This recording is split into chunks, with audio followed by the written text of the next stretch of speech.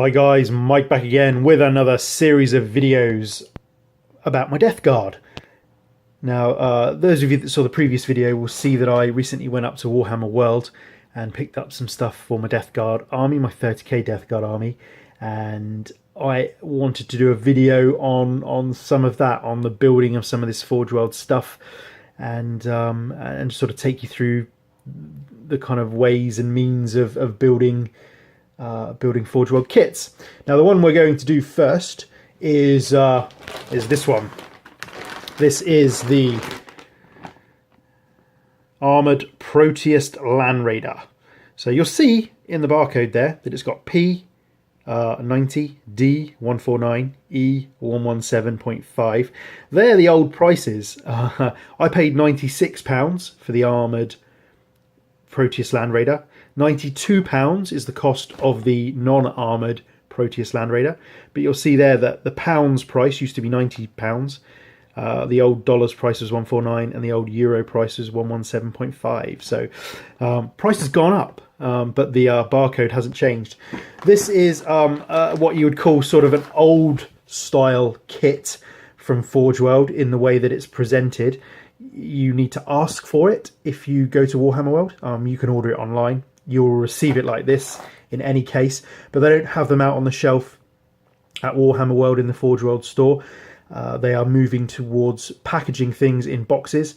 And again, those of you that have been will know that they've got lots and lots of racking with packaging to accommodate these blister packs. So everything's hung up on racks, which is fine. And they've also got some shelves, and a lot of the kits are being packaged up in these nice white boxes. But all it is really, I mean, this is the Demos pattern Predator. All it is, old style instructions, which we'll talk about in a second, bit of bubble wrap, and a bag, and the Rhino sprues, a bag of Forge World resin Rhino sprues. Historically, all of that just would have been in one of these big bags. You'd get your plastic sprues, you'd get your Forge World resin bag, and it'd be in a big bag like this. But I suppose just to make it look nicer, and so they can actually have things out on the shelf, which they've got quite a bit of, they put things in those white boxes. So anyway, if they haven't got something when you visit Warhammer World, and if you ask for it, they've got lots of locked cabinets underneath all the display cabinets, and you might be lucky, you might get what you're looking for. And if they haven't got what you're looking for, you can always order it online, pay for it there, and they'll send it to you for free. You don't have to meet the £250 or whatever it is in your country. You don't have to meet the limit for free delivery. They'll deliver it to you for free, whether it's a small blister or or a tank or whatever. So that's it. So I wanted an armored Proteus Land Raider for my Death Guard army, and this is the next thing we're going to build. So old style kit, like I said, in a big bag, not in a box. It's all immaterial really. Once you've got it all out there and you've got parts soaking in a bucket in warm soapy water, I mean, it's all the same once you've got it out of the bag and out of the packaging. So I mean, I get, the white boxes probably look nicer, and the big red boxes that the Titans come in, and the Thunderhawk and the Mastodon, etc., look very nice, but it's all the same once you've pulled it out of the packaging, which we're going to do now. So you get your instructions. And again, we are not afforded with this kit a nice colour booklet of CAD design instructions. We've got the old photocopied sheet of instructions. So, and again, I don't know if I'd call them instructions. They're more of a guide of how to put the thing together. And you also get your little leaflet, which is new. So this was checked by whoever that person is on the 28th of July this year. So there we go. First thing I like to do is do an inventory of the parts. So you do get a photocopy, you get a picture of all of the parts that you should have, and they're all numbered, and then you get the description of what the part should be. So go through the instructions and have a look, make sure you've got everything you needed. If you're supposed to have 2 of something, so we've got ×2 las cannons, ×2 torsion bars, ×2 sponson turrets, lots of ×2s. Make sure you've got 2 of them, And when you need opposite sides of things, they generally categorize them separately. So like the sides of the tank themselves, we've got part 20, which is the left track unit, and 21, which is the right track unit. And just make sure that that you've got the opposite sides and you haven't got two left halves or two right halves, because that's going to hamper your build. So I've been through all the parts, incidentally, and they're all there. And on first inspection, they look all right, pretty good actually. So big bag is empty. We've got basically our two sides of the Land Raider, which are separate.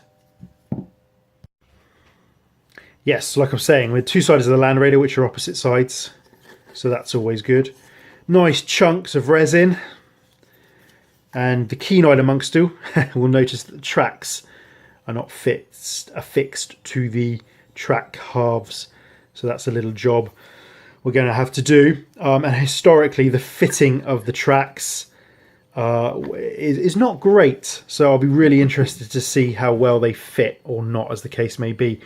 When I bought my Spartan assault tank, the tracks were separate, and I mean, you know, they're on, they fit, they look fine, you wouldn't really know, but they don't fit, and I think there is an expectation really that they should fit, you know. But there we go. But we'll see what sort of challenge we have with the Proteus.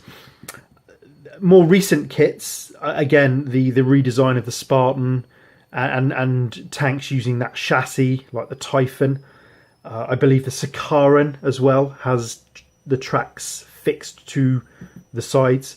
So anyway, but this doesn't. So again, creates a little bit more of a challenge. We get the lower hull, which I'm not sure. Again, I mean, it's going to be difficult to say whether this is warped or not until I start to try to fit it. And again, trying to fit it is maybe a little bit of a challenge. Oh no, maybe. There we go. So you can see there, I mean, again, I know I've got lots of gates and stuff here, which is hampering the fit. But I'm in on first inspection, whether we can get this together.